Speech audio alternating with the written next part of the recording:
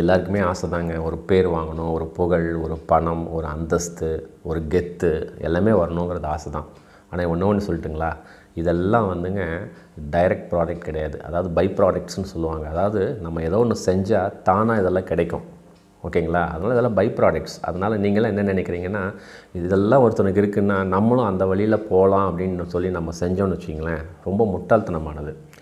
So நமக்கு பேரு, புகழ், பணம், அந்தஸ்து வேணும்னா நமக்கு என்ன தெரியுமோ, நம்ம இயல்புத்தன்மை என்னவோ, இயல்பு தொழில் என்னங்கிறத புரிஞ்சுக்கிட்டாலே, நமக்கு அந்த வேலையை செஞ்சாலே தானாக நமக்கு ஒரு பேரு, புகழ், அந்தஸ்து கட்டாயம் வரும். ஸோ பை ப்ராடக்ட்ஸை நோக்கி ஓடாதீங்க. ஒரு டீ கடை ஒருத்தன் வச்சா டீ கடை போயிடுறது, ஒருத்தன் ஐடி படித்தா நம்ம ஐடி படிச்சிடுறது.